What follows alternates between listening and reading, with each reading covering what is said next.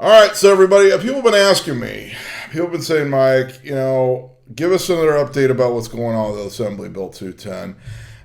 Because, I think it's been since May 3rd since I did a video about AB210. Not everyone's on the Facebook group.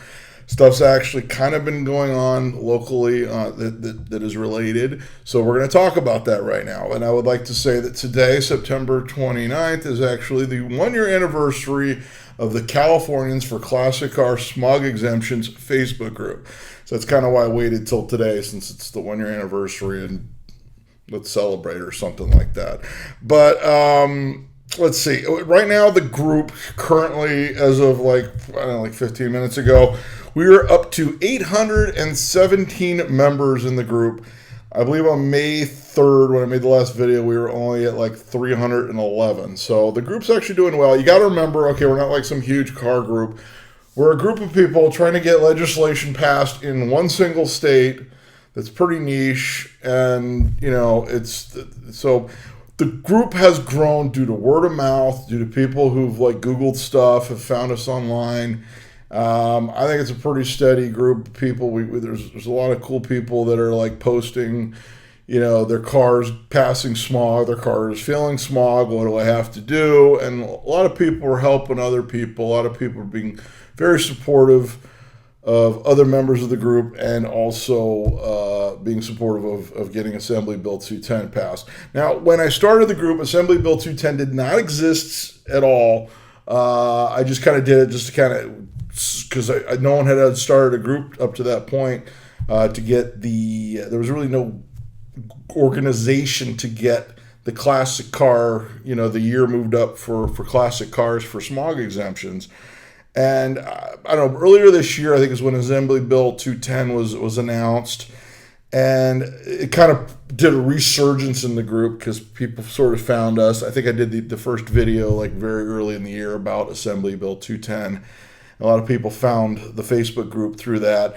There's also a petition. It wasn't done by me. It was done by a member of the group. That petition is it's like one of those online petitions. It's up to 6,700 people. I recommend, if you do the petition, make sure you also send a letter to your assembly representative and or the Assembly Transportation Committee in Sacramento, because that's probably what they're going to be looking at more than an online petition. Obviously, there's a lot of people who would really like to see this go through. They really want to see these classic cars preserved, and that's a good way to do that. Make sure that they know that there's a lot of people that want to see this happen. Since the last video, I think I said I only had one car currently that would be exempted, which was my 77 Pacer wagon. Since the video in May, I bought two vehicles that would actually be exempted by the bill. I bought a 1980 Ford Fairmont sedan, which I did a video on a couple days ago. It's like really low miles. Sat since 03. I cleaned the car, took it down, it passed smog. So that car had no issues passing smog. The other one I bought is more of a project. It's a 1976 Pacer. So now I've got two AMC Pacers because I just hate myself or something. But it's a 76, so it's a first-year smog car. I got it running. It needs a lot more work before it's on the road, and that I could even take it down in an attempt to get it smogged. But eventually, I'm probably going to be doing some videos on that one pretty soon. In the last few months, what's interesting is that Street Rodder magazine, in their August 2019 edition, did like a blurb about Assembly Bill 210, which is kind of interesting because when you think of Street Rodder magazine, you generally think of like maybe like 50s, early 60s cars and older, going back to, your 20s and 30s cars in Street Rodder magazine. But they actually did a blurb about Assembly Bill 210. I mean, I'm sure people who own those cars own later collector cars as well. A lot of people have a wide variety of vehicles. Personally, I own 350s cars currently, two of which were my father's cars, which are like sort of like family heirlooms. But then a third one that's a 59 Plymouth station wagon project I'm going to be getting to, hopefully in the next year. We'll see. We'll see how life goes, and life gets in the way. That goes. So that happened. So Street Rodder actually did a blurb about it just like August 2019. Also, SEMA really got on board with this. If you remember, there was like all this fuss about the exhaust law, which was changed, I believe. If they thought you had allowed exhaust, you had to go to like one of those like bar referees, and they would fine you $1,000, and you had to prove it was within spec before you get the $1,000. I don't know exactly how everyone was freaking out over it.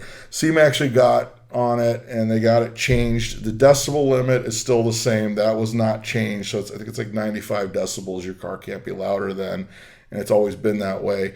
But now they've got it moved back to like a fix-it ticket, which makes a lot more sense. So what that really shows me is that maybe like the state government, you go there and say, hey, look, this isn't right, or this isn't fair. We need to get this fixed. Maybe they'll be a little bit more responsive, just like they were with that. I mean, I'm hoping SEMA will put as much, if not more, effort into Assembly Bill 210 now as they did into getting that law changed back.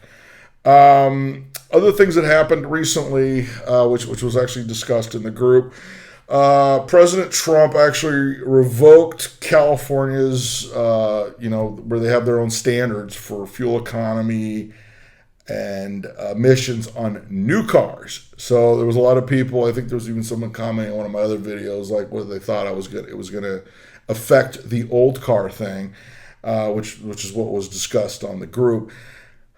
I don't see it doing that because it's basically about standards for brand new cars, not for 30, 40-year-old cars. So that's what that is. That's actually going to get fought out in court, because I think like a bunch of states that use California emissions requirements and California are going to court over it. I'm not going to get into that. I'm not a politician. I don't want to get too hard into discussing politics. They're going to fight that out.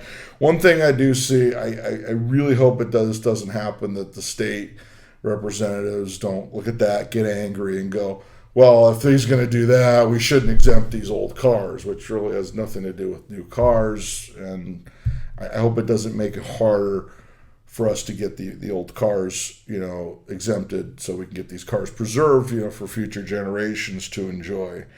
The other thing that happened, I think this was even the other day, there was a bill called Senate Bill 210, so not to be confused with Assembly Bill 210. So this is SB 210 was approved, and basically this is smog checks. Now they're going to do smog checks on heavy-duty diesels. Now what they mean by heavy-duty diesels is, I believe it's 14,000 GVWR and above. So that's like your big rigs, your giant trucks and buses and things like that. And I know they already had a thing where like diesel motors in a couple of years, like in these commercial vehicles, couldn't be older than 2010. So at first I was like, well, that makes no sense. They're going to have all the diesel engines in these vehicles are going to be newer than 2010 anyway. Why would you worry about it? But the more I read about it, it's mainly for out-of-state vehicles, because I guess they realized that these business owners were probably going to get smart, register their trucks out of state, and then still do business in the state, but be able to bring in the older trucks to do whatever they need to do, hauling goods and things like that. So I think now what they've made it where when they bring these vehicles in from out of state, these big trucks and buses, they're going to do smog checks on them. Now you're like, anyone who's owned like a motorhome, who's ever had to get a motorhome smog check, knows there's hardly any place that has like a big enough thing where they can actually smog a motorhome. You're like, how the hell are they going to smog a big diesel? I really don't know. I think one article said that they think they might do it at the weigh stations, when the trucks are going through the weigh stations. I can't imagine that's not going to be a complete mess with like trucks lined up and buses to get a smog, especially when they're on company time. They're out working. These guys, that's what they do, man. They're moving all the stuff for the state. But all you need to know is that went through. Now the big difference I see in smogging big rigs and versus smogging 35 plus year old cars, you really don't see the 35 plus year old cars on the road very often. These cars are collector vehicles, whereas with big rigs, you get on any freeway and there's big rigs everywhere. And when you think about it, like let's take my 77 Pacer. I think last time I mentioned in 2 years I put 3,000 miles on that car in 2 years. Now, a big rig truck generally they'll put 3,000 miles on in like a day or two, maybe 3 days at the most. I mean they're being driven a lot more each one than these vintage cars. Plus, there's like way more of them. So I don't know. I don't know if it's even worth comparing it since it's a completely different bill. But that bill has like really not much to do with getting classic cars exempted. But it does show. I mean, they ran that one right through. So anything like emissions, they're kind of running right through, which might hurt us getting this bill approved. Now, pushing forward, I'm hoping I hear something soon about Assembly Bill 210, maybe in early 2010, actually being read. I hope we can get like some people together. I hope some people start sending some more letters to let their representatives know that they want to see it go through. We got to start thinking, well, if nothing happens with it, or if it doesn't go anywhere, I don't think the fight ends there. I think we need to get on SEMA to get another bill in there.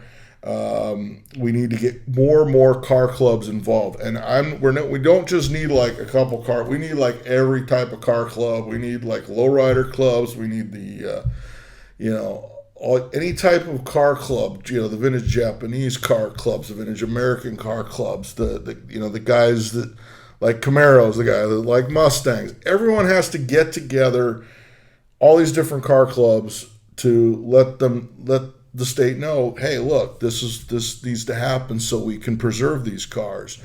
I'd also see more media get on board with this. I'd like to see like your online blogs that are popular. I'd like to see, all the car shows you see like on Discovery or even the car shows that are just online based, get on board with trying to, get people together and get the word out that this bill or a bill like it exists, or that we need to get these cars saved, which would be nice. So that's kind of where that's going. In the future, I mean, if you haven't joined the Facebook group, I'll put a link to the Facebook group in the description. If you haven't signed the petition, I'll put the link for that in there.